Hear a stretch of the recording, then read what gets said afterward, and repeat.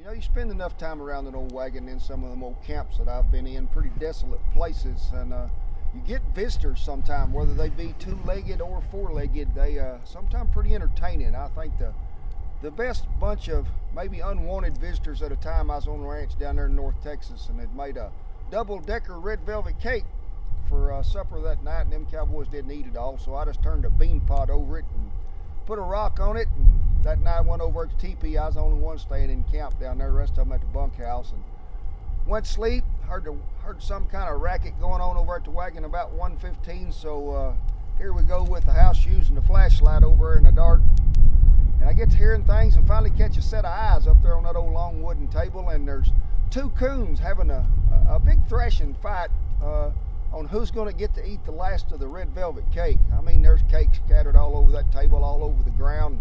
I finally get them run out of camp, and I keep hearing something up there on the chuck box lid, and shine it up there, and there's the biggest, fattest old possum that I've ever seen in my life, and she is covered with white icing. I mean, I guess she liked red velvet cake too, but you get all kinds of critters you never know, and it doesn't sometimes happen in camp. Had a lady rent the wagon one time at a Western fashion show, and I backed it in the mall there, and we set it up. And I told her, I said, ma'am, I'd appreciate it if y'all didn't prowl in them drawers. I said, it's fully stocked. And she said, well, I'd like to put the lid down if I can, and we'll have some pamphlets here for people to look at. And I said, that's fine.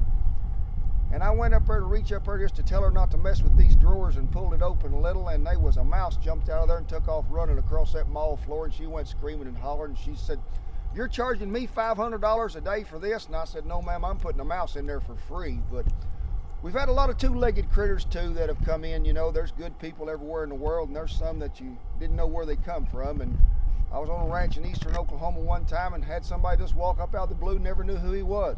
And sort of made me think of Deliverance there a time or two. But you get all types, all kinds.